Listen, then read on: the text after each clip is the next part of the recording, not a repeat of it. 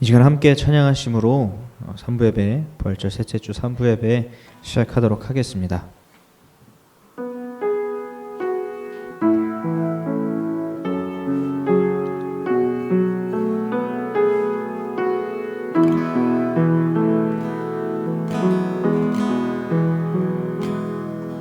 두 손 들고 찬양합니다. 다시 오실 왕 여호와께 오직 주만이 나를 다스리네. 두 손 들고 찬양합니다. 두 손 들고 찬양합니다. 다시 오실 왕 여호와께 오직 주만이 나를 다스리네.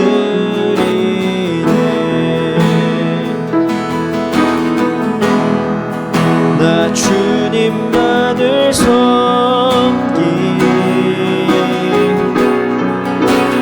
헛된 마음 버리고 성령이여 내 영혼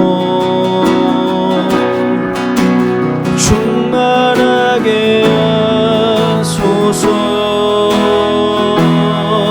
주님 앞에 내 생명 나 주님만을 섬기리. 나 주님만을 섬기리. 헛된 마음 버리고 성령이여 내 영혼 충만하게 하소서.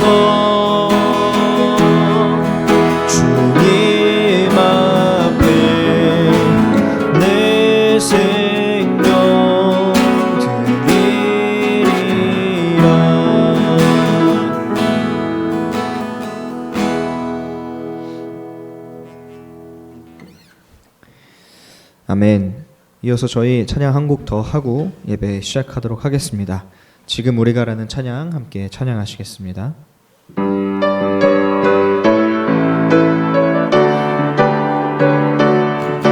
지금 우리가 주님 안에 하나가 되어 바로 주님이 원하시는 뜻대로 주님의 크신 영광 높이는 노래가 되어 온 세상을 아름답게 하리라. 지금 우리가 주님 안에 하나가 되어 바로 주님이 원하시는 뜻대로 주님의 크신 영광 높이는 노래가 되어 온 세상을 아름답게 하리라. 우리 모두가 주를 노래하는 아름다운 소리로 하나가 되어 바로 이곳을 더욱 아름답게 하리라. 처음부터 한 번 더 찬양합니다. 지금 우리가 주님 안에 하나가 되어 바로 주님이 원하시는 뜻대로 주님의 크신 영광 높이는 노래가 되어 온 세상을 아름답게 하리라. 우리 모두가 주를 노래하는 아름다운 소리로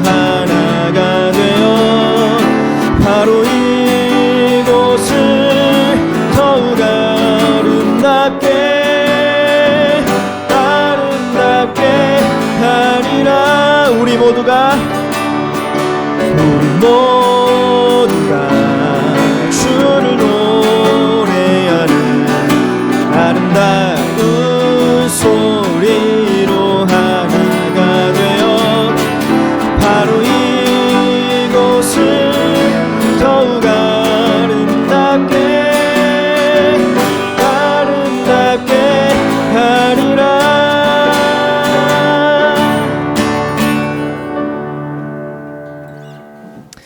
아멘. 저희 시간 조용히 기도함으로 예배를 시작하려고 합니다. 우리가 모이는 예배와 영상 예배를 함께 드리고 있는 지금 우리나라는 많이 상황이 나아졌지만 지구촌 곳곳에서 같은 질병으로 고통당하는 이들이 있습니다. 지금 우리가 이렇게 예배하는 것도, 현장에서 예배하는 것도, 집안에서 각자의 공간에서 예배하는 것도 우리가 결국 하나님 안에 하나가 되는 일이라고 생각합니다. 이 시간 우리가 함께 기도할 때 우리의 각자의 자리가 회복되길, 그리고 지구촌 전 세계가 회복되기를, 주님의 이름으로 회복되기를 간절히 바라는 마음으로 조용히 기도하며 나아가겠습니다.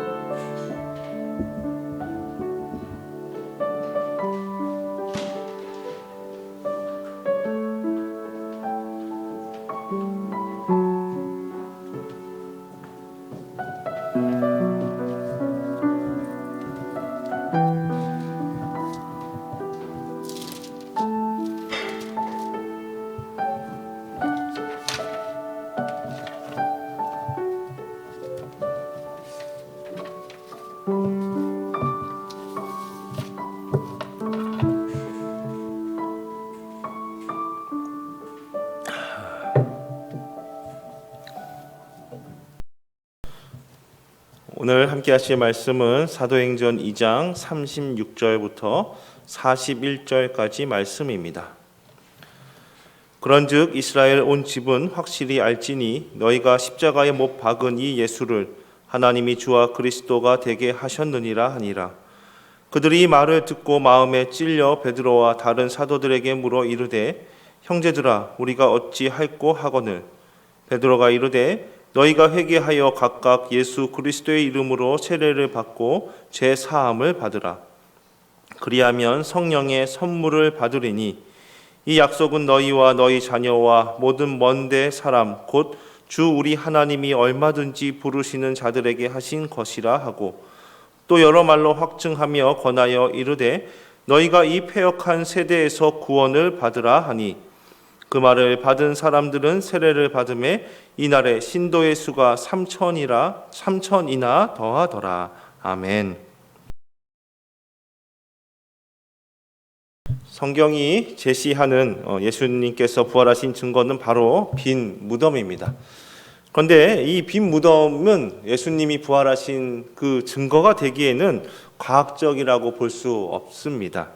그러나 상관이 없습니다. 괜찮습니다. 왜냐하면 부활은 과학적인 증거로 얻어지는 것이 아니라 우리가 믿음으로 얻을 수 있는 것이기 때문이죠. 믿음이 있다면 이 빈 무덤을 보고 예수님께서 부활하신 것을 받아들일 수 있습니다. 부활하신 주님을 믿음으로 만날 수 있고 부활하신 주님께서 주시는 축복과 평화를 우리는 얻을 수 있는 것이지요. 그렇게 본다면 부활의 진짜 증거는, 강력한 증거는 빈 무덤이라기보다는 빈 무덤을 보며 예수님을 만나는 사람들입니다. 다시 말해서 사람들이 부활을 알리는 강력한 증거가 되는 것이지요. 우리 나우리교회 온 성도님들이 부활하신 예수님을 만나서 그 부활을 증거하는 강력한 증인들이 되시기를 축복을 드립니다. 그러면 내가 그러한 증인으로서 살고 있는지 한번 우리가 테스트를 한번 해보려고 합니다. 우리 다음 그림, 이 그림을 보고 여러분은 무엇이 떠오르십니까? 너무 당연한 것이죠. 어쩌면 예수님, 십자가, 또 예수님이 십자가에서 돌아가시고 부활하시고 그것이 우리에게 구원을 준다라고 하는 것을 우리는 자연스럽게 자유롭게 연상할 수 있습니다. 그런데 그 당시 사람들에게는 이것이 어떻게 보여졌을까요? 십자가에 못 박힌 예수님이 다른 두 죄인들과 다르게 여겨졌을까요? 아마 로마인들에게는 그저 자신에게 잘못을 해서 자신들이 처형하는 수많은 죄인 중 하나였을 것입니다. 당시 종교 지도자들에게는 골칫거리였던 예수가 그냥 벌을 받는다 생각했겠지요. 또 예수님을 따랐던 제자들은 실패한 선생님, 실패한 개혁가로 십자가에 달린 예수님을 바라보았을 수 있습니다. 베드로는 오늘 36절에 이렇게 이야기합니다. 이스라엘 온 집은 확실히 알지니 너희가 십자가에 못 박은 이 예수를 하나님이 주와 그리스도가 되게 하셨느니라 하니라. 십자가 위에 예수님이 우리의 구주이고 그리스도이므로 그리스도라고 하는 것을 고백할 수 있어야 합니다. 베드로의 이 말을 듣고 많은 이들이 마음이 찔렸다라고 오늘 이 말씀은 이야기합니다. 마음이 찔린 것이지요. 정말 저 십자가에 달린 저 분이 그리스도고 우리 주님이십니다라고 하는 이 이야기가 그들의 마음을 건드립니다. 그런데 마음이 찔림을 받아야 하는 사람은 단지 그 베드로의 설교를 들었던 자들만은 아닌 것 같습니다. 사도들도 예수님을 따라다녔던 제자들 역시 마음의 찔림을 받아야 할 사람들이었습니다. 예수님의 따로 기도하실 때 제자들은 배를 타고 바다를 건넙니다. 그때 큰 풍랑, 큰 위기를 맞게 되죠. 그때 예수님이 이 제자들을 구하기 위해서 물 위를 걸어오시는데 그 물 위를 걸어오시는 예수님을 보고 제자들은 유령이라고 이야기합니다. 자신을 구하려고 오는 그 예수님을 보고 유령이라고 이야기하는 그 제자들, 그 사도들의 마음도 오늘 같이 찔림을 받아야 합니다. 그렇다면 우리는 어떨까요? 수학 문제를 푼다 보면 기본 문제는 굉장히 쉽죠. 그런데 어떤 응용 문제는 늘 어렵습니다. 신앙도 그런 것 같아요. 교회에서 십자가를 바라보며 예수님을 우리가 생각하고 교회에서 빈 무덤을 그려보며 예수님의 부활을 그리는 것은 어렵지 않습니다. 문제는 일상생활 속에서 우리가 주님을 보고 주님을 구주라 고백할 수 있는지, 이것이 중요한 문제지요. 우리도 제자들처럼 풍랑 속에서, 위기 속에서 나를 구하려고 오는 예수님을 바라보고 나의 주님이라고 말할 수 있을까요? 우리도 그 당시 백성들처럼 십자가에 못 박힌 그 예수님을 조롱하고 예수님이 힘이 없다라고 예수님께 무시하고 예수님을 무시했던 그들처럼 어쩌면 오늘 우리도 예수님의 말씀이, 예수님이 말씀하신 그 사랑이, 예수님의 부활이 나의 일상 속에서는 뭐 큰 힘이 있겠어? 뭐 그게 얼마나 대단한 일이야? 라고 하며 그것을 외면하고 무시하고 있는지 아닌지 돌이켜 봐야 할 것입니다. 따라서 오늘 우리도 이 마음이 찔려야 합니다. 이 본문을 읽고 말씀을 들으면서 마음이 찔림을 받아야 합니다. 그렇다면 마음의 찔림을 받아서 그 찔림을 받은 우리는 무엇을 해야 할까요? 제가 지난주 칼럼에도 썼지만 이 손가락에 가시가 박혔습니다. 얼마 전에. 그래서 이 손가락에 박힌 이 가시를 빼려고 한 2-3시간을 계속 이 손가락만 쳐다봤던 것 같아요. 바늘로 손가락을 다시 이렇게 좀 건드려 보기도 하고, 물로 닦고, 약 바르고, 다시 소독하고, 다시 손가락을 보고, 손가락을 평소 같으면 1분도 쳐다보지 않았을 이 손가락을 2-3시간이나 그 손가락을 쳐다봅니다. 왜냐하면 그 손가락에 가시가 찔렸기 때문입니다. 마음의 찔림을 얻은 것도 마찬가지입니다. 마음에 찔렸다라고 하는 것은 이제 우리의 마음을 살펴봐야 한다는 것이죠. 베드로는 이렇게 이야기합니다.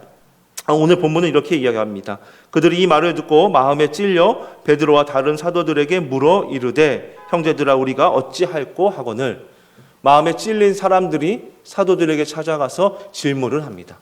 오늘 우리가 마음의 찔림을 받았다면 우리가 해야 할 일도 마찬가지입니다. 질문을 하는 것입니다. 내가 이렇게 살아온 것, 내가 당연하다고 여긴 것이 정말로 당연한 것일까? 내 생각이 정말로 맞는 것일까? 내 마음이 정말로 맞는 것일까? 내 일상 안에서 나는 예수님을 보고 있는가? 예수님을 외면하고 있지는 않은지 우리는 당연하다고 여겨왔던 것들에 대해서 질문을 던지고 마음 아파할 수 있어야 합니다. 저와 여러분이 마음을 살피고 질문할 수 있게 되기를 다시 한번 축복을 드립니다. 그렇다면 질문을 한 다음에 우리가 해야 할 것은 무엇일까요? 우리 38절을 보도록 하겠습니다. 38절에 베드로가 이렇게 이야기합니다.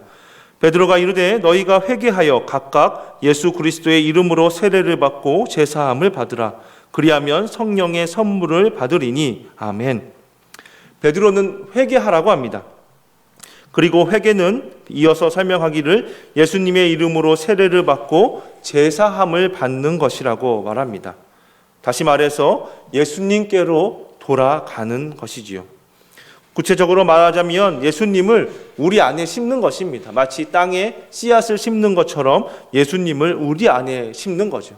우리의 생각을 돌이켜보고 확인하고 우리 생각 속에 예수님의 뜻, 예수님의 말씀이 없다면 그 우리 생각 안에 예수님의 말씀을 심어보는 것입니다. 우리 마음에 예수님의 사랑이 없다면, 예수님의 평화가 없다면 우리가 씨앗을 심듯 예수님의 마음을, 예수님의 사랑을, 예수님의 평화를 우리 마음에 심는 것입니다. 우리 삶 속에서도, 나의 말 속에서도, 나의 행동 속에서도 마찬가지입니다. 저와 여러분의 모든 곳곳에 예수님의 말씀이, 예수님의 사랑이, 예수님의 평화가 심겨지기를 진심으로 바랍니다. 다만 우리가 예수님을 우리 안에 심는다고 해서 갑자기 우리가 예수님처럼 완벽해질 수는 없겠지요. 갑자기 우리가 예수님의 닮은 사람으로 변하지는 않을 것입니다. 우리가 땅에 씨앗을 심는다고 해서 바로 며칠 만에 싹이 트고 잎이 자라고 꽃을 피고 열매 맺는 것이 아닌 것처럼 우리 마음 안에 예수님을 심는다고 해서 갑자기 우리가 변할 수는 없겠지요. 다만 그럼에도 우리는 믿음으로 예수님을 우리 안에 심어야 합니다. 그러면 성령님이 함께 우리를 자라게 하십니다. 베드로는 이렇게 이야기합니다. 그리하면 성령의 선물을 받으리니. 성령님께서 우리 마음 안에 있는 예수님의 마음, 우리 생각 안에 있는 예수님의 생각, 우리 삶 속에 있는 예수님의 뜻을 자라게 하고 열매 맺게 하는 것입니다. 여러분의 마음 안에 예수님의 마음이 자라고 여러분의 생각에 예수님의 말씀이 열매처럼 맺어지고 여러분의 말과 행동이 꽃처럼 피어 예수님의 향기를 이렇게 퍼지게 하게 되기를 축복을 드립니다. 그래서 부활절 다음에 이어지는 절기가 성령 강림 절기입니다.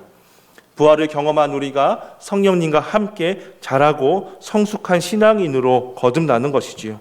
오늘 이 성령님이 예배하는 여러분에게, 여러분의 가정에게 또한 우리 나우리교회 위에 임하기를 진심으로 바랍니다. 그래서 나우리교회와 온 성도들이 정말 부활을 전하는 그런 우리 신앙인들이 될 수 있었으면 좋겠습니다.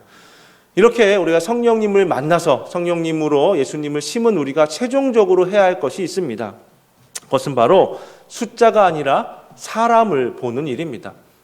다소 딱 들으면 이해가 되지 않으시겠지만 제 이야기를 하자면 사실 저는 사도행전 오늘 본문 그 앞선 이 베드로의 설교를 보면 이렇게 심쿵하는 포인트가 있어요. 그게 뭐냐면 41절을 보면 그 말을 받은 사람들은 세례를 받음에 이날의 신도의 수가 3,000이나 더하더라.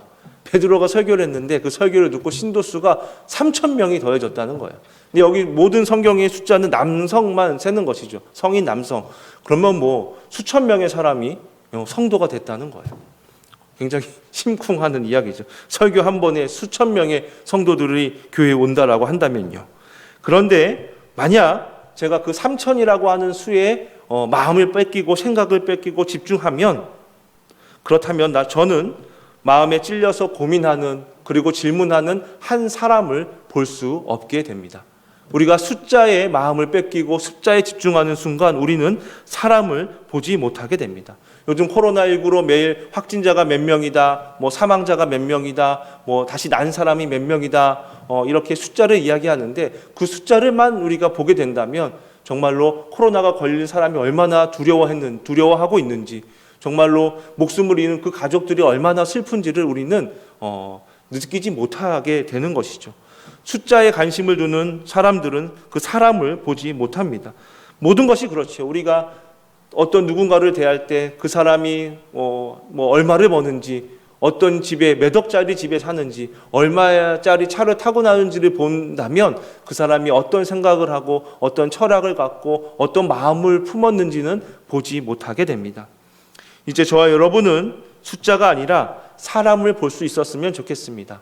빈 무덤을 보고 부활을 느끼는 신앙인처럼, 십자가를 바라보고 예수님을 느끼고 예수님을 통한 구원을 확신하는 신앙인처럼 우리가 세상을 통해 바라봐야 할 것은 숫자가 아니라 사람이라고 하는 것을 우리는 늘 기억해야 할 것입니다. 사람이 외롭게 외면되고 소외당하고 외로워하는 사람들이 참 많이 있습니다. 이렇게 코로나19로 또 불안한 시대일수록 약한 사람들은 더 힘겨운 하루하루를 보낼 수밖에 없지요.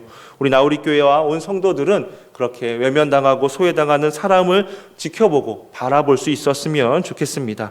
성령님이 여러분과 함께해서 여러분이 성령님의 도우심으로 예수님을 볼 수 있고 또한 외로워하는 사람들을 볼 수 있게 되기를 다시 한번 축복합니다. 기도하겠습니다.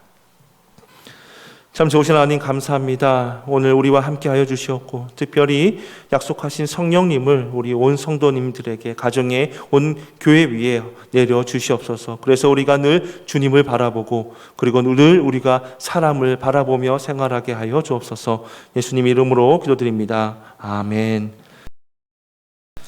우리 두려워 말라 함께 떼제성가 할 텐데요. 정말 우리가 좀 불안하고 두려운 마음으로 하루하루를 보내고 있습니다. 이 성가하면서 우리 마음 안에 주님을 모시고 두려움보다는 주님에 대한 믿음을 가득 채울 수 있었으면 좋겠습니다.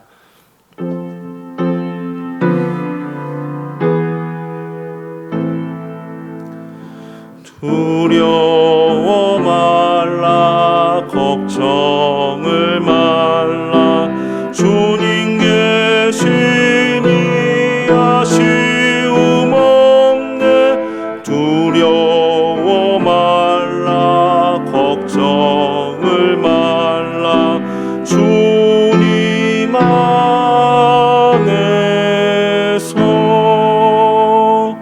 두려워 말라 걱정을 말라 주님 계시니 아쉬움 없네 두려워 말라 걱정을 말라 주님 안에서.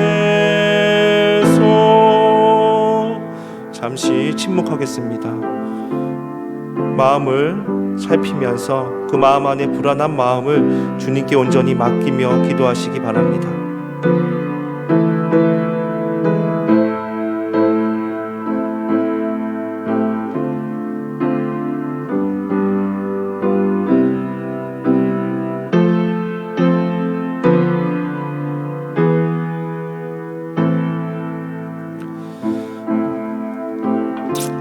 아멘. 이 시간은 이제 우리 봉헌 시간을 갖도록 하겠습니다. 제가 드려질 예물을 위해서 기도하도록 하겠습니다. 기도하겠습니다. 사랑의 하나님, 주님을 사랑하는 이들이 주님께 예배드리고 예물을 드립니다. 기쁘게 받아주시옵소서. 주님께 영광을 돌리는 일에 많은 이들을 기뻐하는 일에 귀하게 쓰이도록 하여 주옵소서. 주님, 간절한 마음으로 주님께 청하는 기도 제목들이 있습니다. 주님께서 기억하여 주시옵고 그들의 꿈과 그들의 삶을 축복하여 주옵소서. 예수님 이름으로 기도드립니다. 아멘. 아멘. 성도의 교제 시간이 있습니다. 우리 지난 주일부터 나우리교회는 모이는 예배와 영상 예배를 같이 가고 있습니다. 모이는 예배는 그 전처럼 주일 1부, 2부, 3부가 있고 수요 예배, 새벽 예배도 다 모여서 예배를 하고 있습니다. 우리 7대 방역 수치를 아주 철저히 잘 지키고 있습니다. 여러분이 기억해 주시고, 다만 아직 이 모이는 예배가 걱정이 되고 상황적으로 어려우신 분들은 영상 예배를 드리시면 됩니다. 우리가 다 각 예배에 맞는 영상 예배를 준비해서 유튜브와 카톡에 올리고 있으니 여러분은 영상 예배에 참여하셔도 됩니다. 기억해 주시고 다른 광고는 보내드린 주보와 안내문을 참고해 주시기 바랍니다.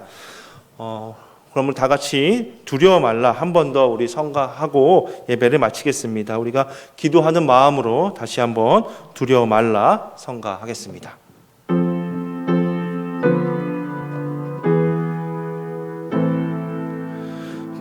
두려워 말라 걱정을 말라 주님 계시니 아쉬움 없네 두려워 말라 걱정을 말라 주님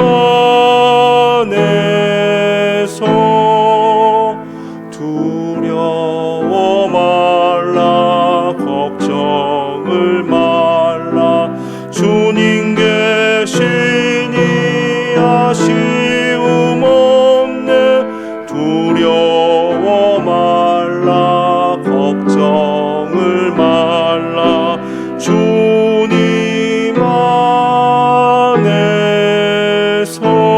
안에서. 기도하겠습니다. 이제는 주 예수 그리스도의 은혜와 하나님의 사랑과 성령님의 함께 하심이 예배드리는 이들과 예배드리는 이들의 가정과 꿈과 일상 위에 그리고 아파하는 모든 이들 특별히 이 고난 속에서 더욱더 고통스럽게 보내는 작은 사람들을 위해서 우리 주님께서 함께 하시기를 간절히 축원하옵나이다. 아멘.